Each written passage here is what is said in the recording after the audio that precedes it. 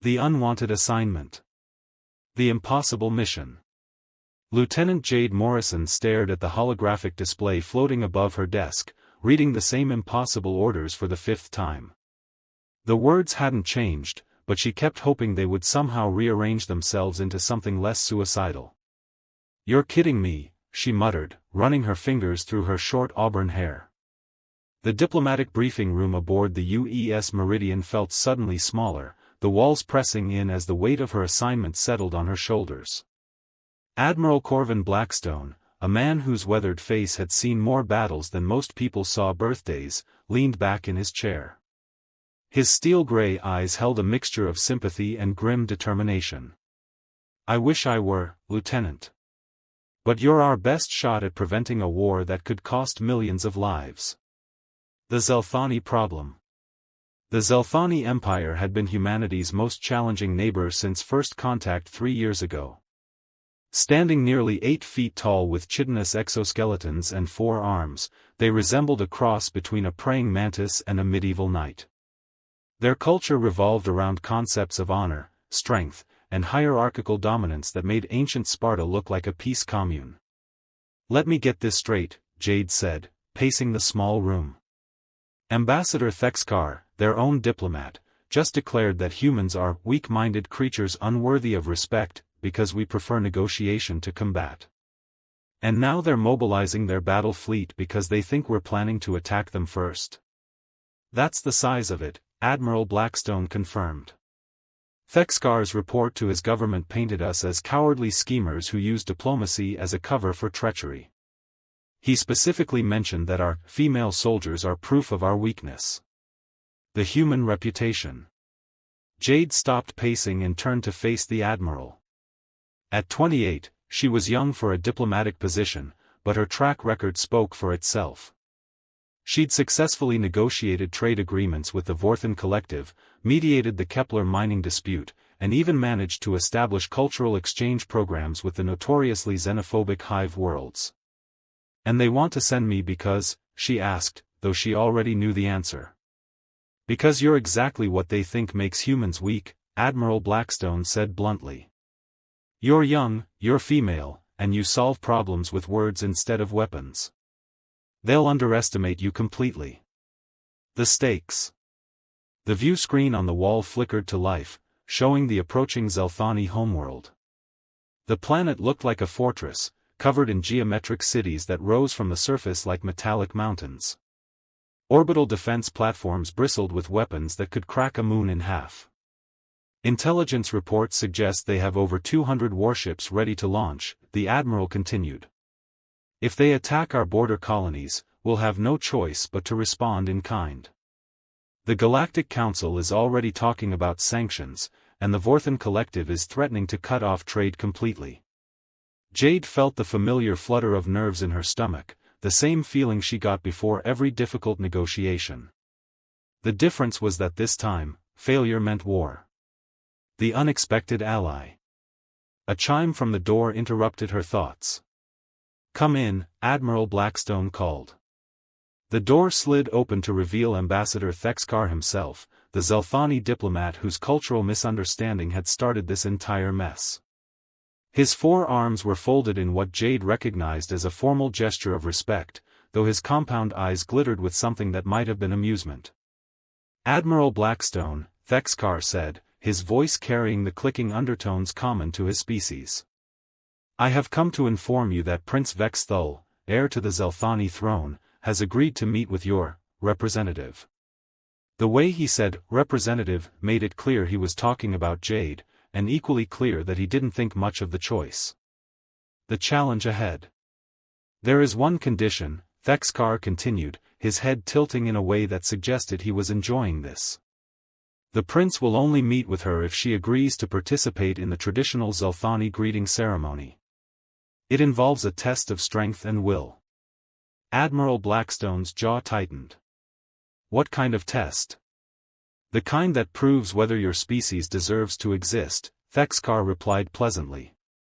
"The prince believes that any race too weak to defend itself has no right to the resources it claims." Jade stepped forward, her diplomatic training kicking in. Ambassador Thexkar, could you explain exactly what this ceremony involves? The Zelthani's compound eyes focused on her, and for a moment, she felt like a mouse being studied by a particularly intelligent cat.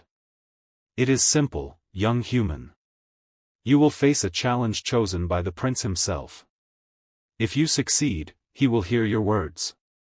If you fail. He spread his 4 arms in a gesture that somehow managed to be both elegant and ominous. Well, let us hope you do not fail. The point of no return.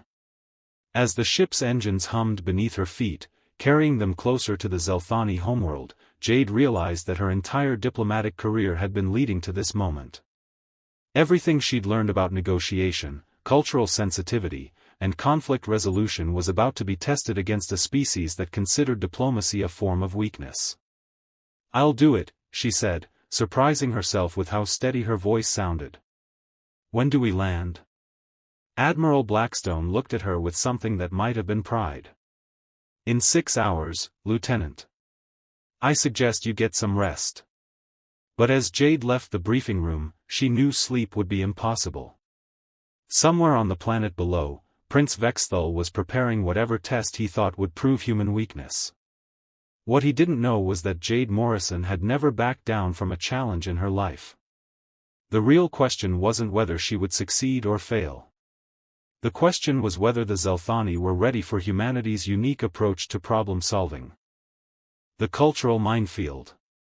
Landing in enemy territory. The Zelthani royal palace rose from the planetary surface like a crystalline mountain, its geometric spires reaching toward the crimson sky.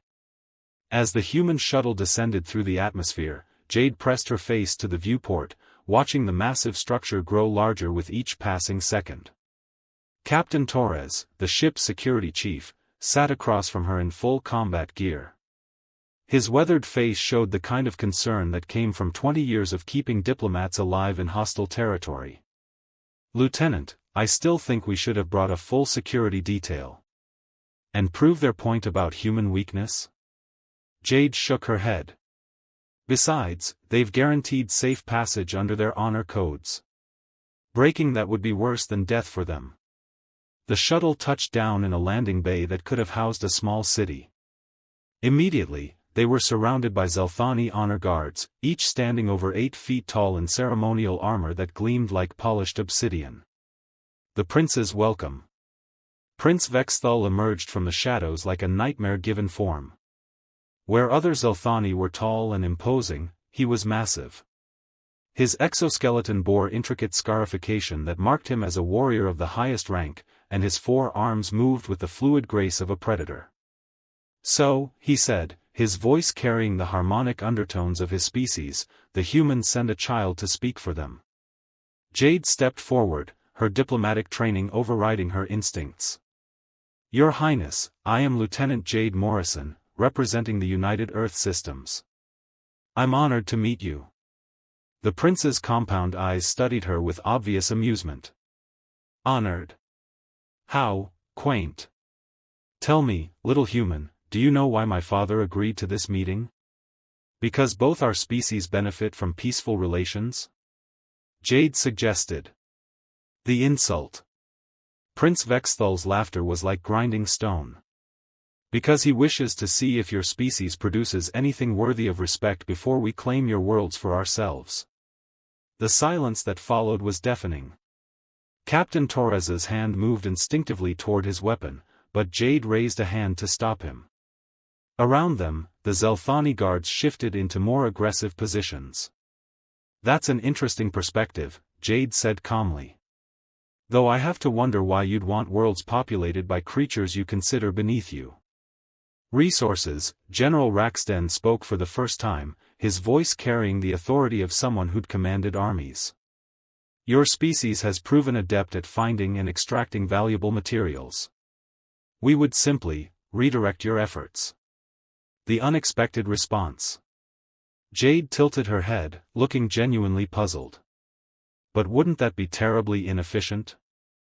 I mean, if you have to constantly watch us to make sure we're working properly, who's going to do your actual governing?" Prince Vexthul's antennae twitched, a sign of irritation. We would maintain order through strength, as is proper. Oh, so you'd be babysitters, Jade said, her voice bright with understanding. That makes sense. Though it seems like a waste of your obvious talents. The temperature in the room seemed to drop several degrees. Several guards took a step forward, but Prince Vexthul raised one of his arms to stop them. The challenge proposed. You dare suggest that the Zelthani Empire would lower itself to? I'm not suggesting anything, Jade interrupted gently. I'm just trying to understand your strategy. Back home, we have a saying, if you're the smartest person in the room, you're in the wrong room. It seems like conquering species you consider inferior would put you in a lot of wrong rooms. Elder Quintra, who had been silent until now, stepped forward. The ancient Zelthani moved with the careful dignity of someone who had survived countless political storms. The human speaks of wisdom traditions. Perhaps we should test whether she possesses wisdom to match her words. An excellent idea, Prince Vexthul said, his voice carrying a dangerous edge. Human, I challenge you to prove your species' worth through the trial of understanding. You will face 3 tests chosen by me personally. The stakes are set. Jade felt her heart rate increase, but kept her expression neutral. What exactly does this trial involve? First, a test of physical capability. Second, a test of mental acuity. Third, a test of spiritual strength, the prince explained. Succeed in all 3, and I will consider your words. Fail in any one, and your species will be marked as unworthy of continued existence. Captain Torres stepped forward. Lieutenant, you don't have to. Yes, I do, Jade said quietly. Because this isn't really about the tests, is it, Your Highness? This is about proving that humans can't be dismissed as easily as you think. The ancient wisdom. Elder Quintra's ancient eyes glittered with something that might have been approval.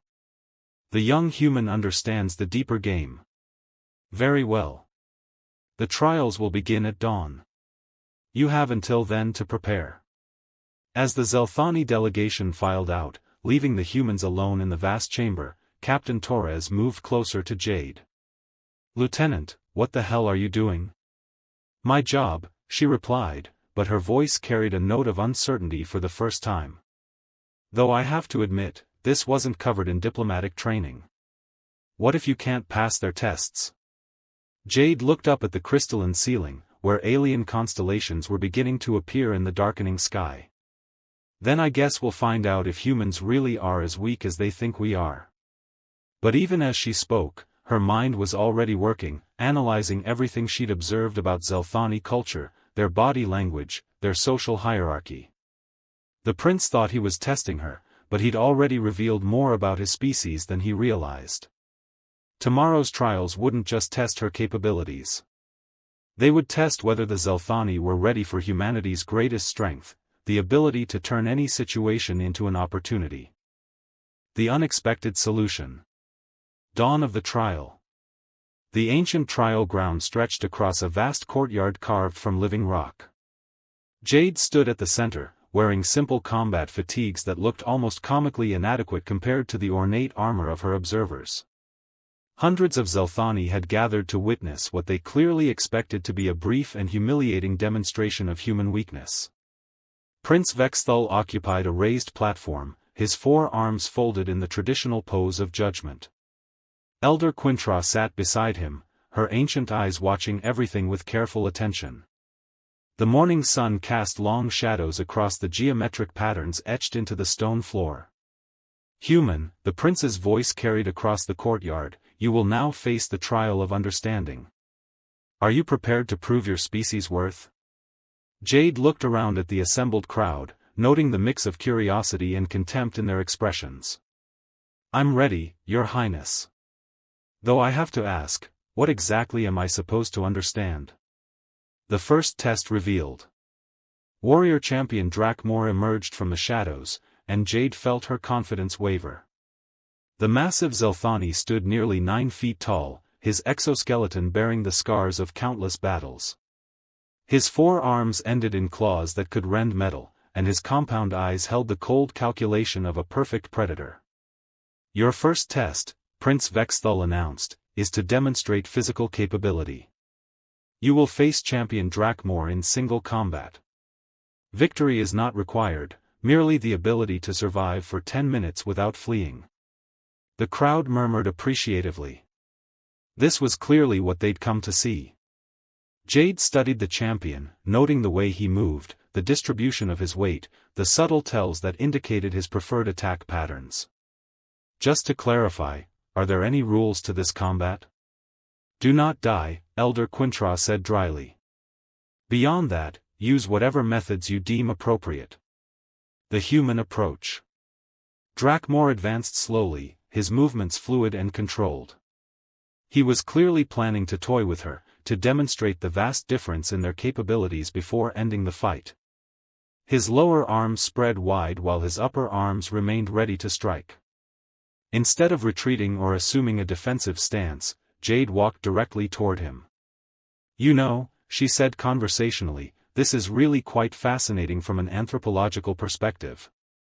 Your species has developed combat rituals as a form of social bonding and hierarchy establishment. It's actually quite similar to several Earth cultures. Drakmor paused, clearly not expecting a lecture on comparative sociology. What are you doing? Oh, I'm fighting you, Jade replied, continuing to approach. Just not the way you expected. See, the thing about humans is that we're tool users. We don't just use physical tools, we use intellectual ones too. The unexpected strategy. Before Drakmor could respond, Jade did something that had never happened in the trial ground's 1,000-year history.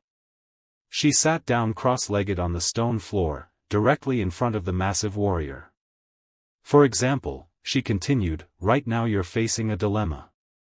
Your honor code prevents you from striking a non-combatant, but I'm technically your opponent. I'm not attacking you, but I'm not surrendering either. I'm just sitting here. The crowd's murmur turned to outright confusion. Prince Vexthul leaned forward, his compound eyes fixed on the impossible scene below. Drakmor's claws flexed uncertainly.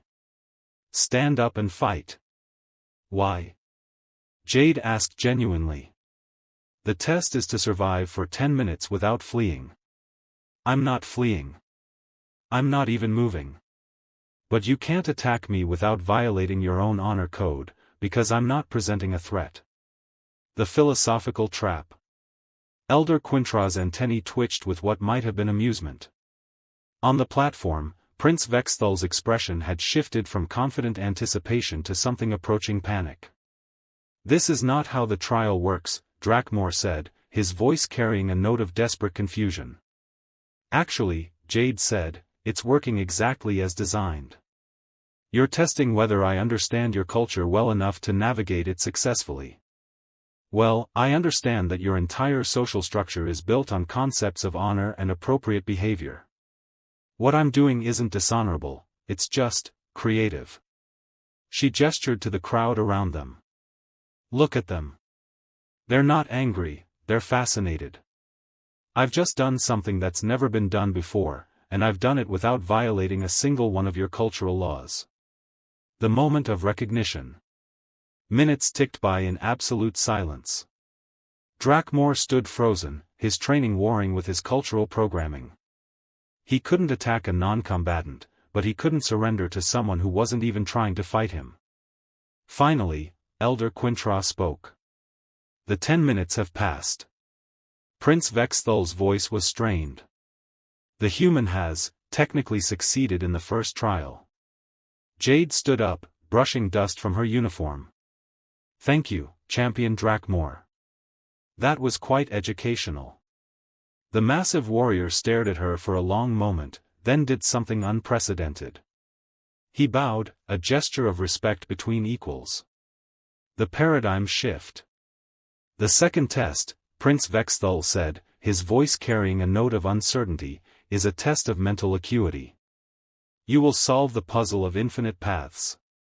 A complex holographic maze appeared in the air, its passages shifting and changing in patterns that hurt to look at directly. Jade studied it for a moment, then smiled. Your Highness, may I ask who created this puzzle?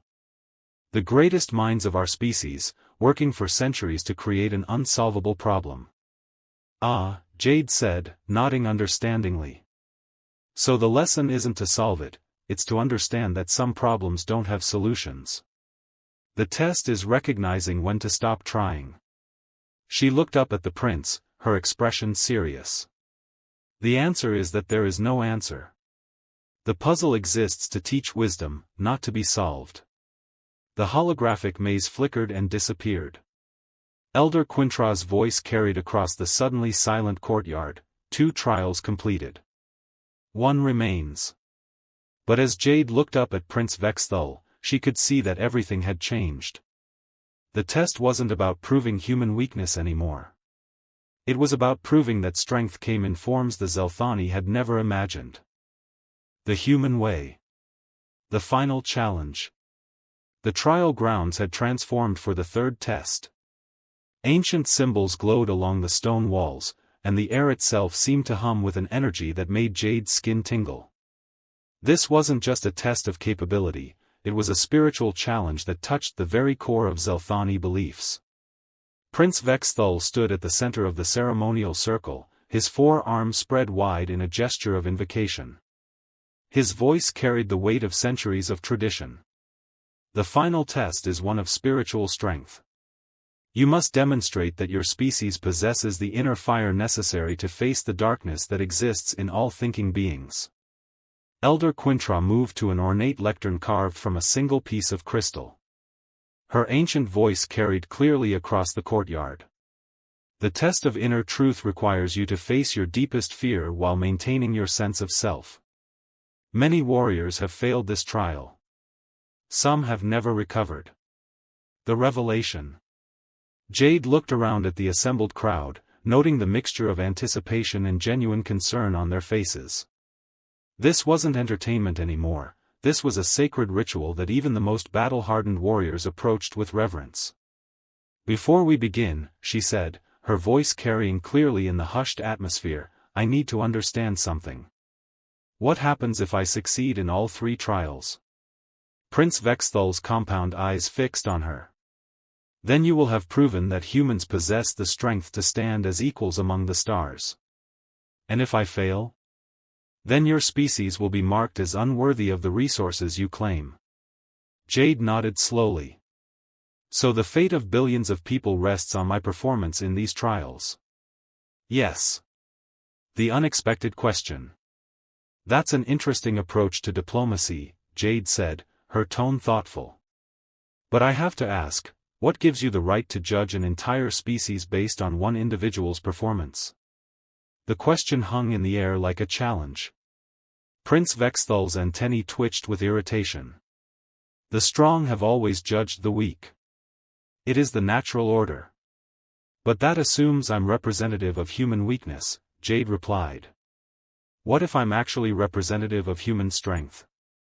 What if the very fact that my species chose to send a diplomat instead of a warrior demonstrates a kind of courage you've never encountered? The spiritual challenge begins. Before Prince Vexthul could respond, the ancient symbols on the walls flared to life. The air shimmered, and suddenly Jade was no longer standing in the courtyard. She was floating in an endless void, surrounded by swirling darkness that seemed to press against her consciousness. Her deepest fear materialized around her, not death, not pain, but failure. The faces of everyone she'd ever let down appeared in the darkness, her parents, her teachers, her colleagues, the billions of humans whose lives depended on her success. You're not strong enough, the darkness whispered. You never were. You're going to fail them all. The human response. But instead of fighting the fear or trying to deny it, Jade did something the Zelthani had never seen before. She embraced it. You're right, she said to the darkness. I might fail. I probably will fail, eventually. Every human does. But that's not what makes us weak, it's what makes us human. The darkness pressed closer, trying to overwhelm her with visions of catastrophe and loss. But Jade's voice grew stronger, not weaker.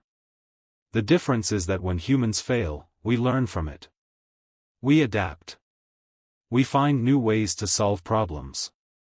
We don't let failure define us, we let it teach us. The lesson revealed. The void around her began to change.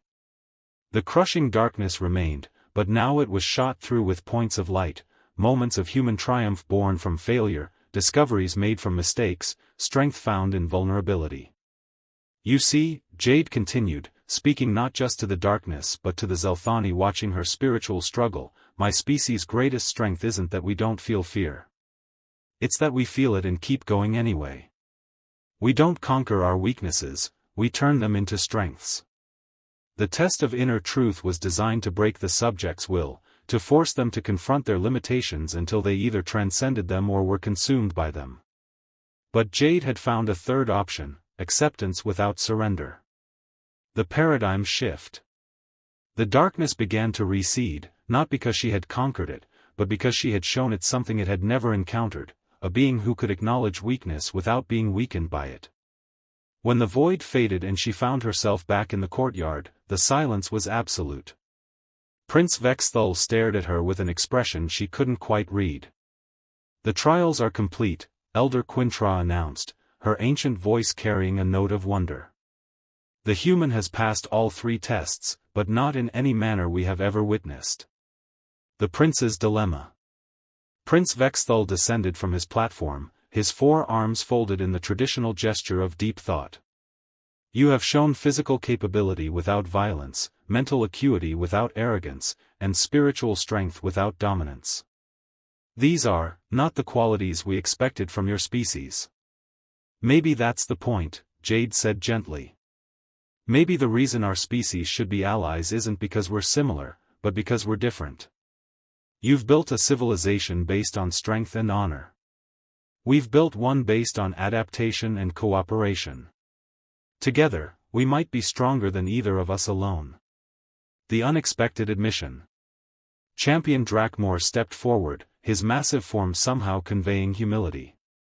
I have fought warriors from a dozen species, he said, his voice carrying across the courtyard. I have never been defeated without being attacked. I have never learned from an opponent who did not try to hurt me. Prince Vexthul's compound eyes studied Jade with new intensity. You have given us much to consider, human. But there is one more test, one that was not planned. Jade felt her heart rate increase. What kind of test? The test of whether the Zelthani Empire can admit when it has been wrong. The crowd stirred uneasily. This was clearly uncharted territory, even for a species that prided itself on honor and tradition. As the sun reached its zenith above the trial grounds, Jade realized that she wasn't just representing humanity anymore. She was participating in a moment that would define the relationship between 2 species for generations to come. The real test was just beginning.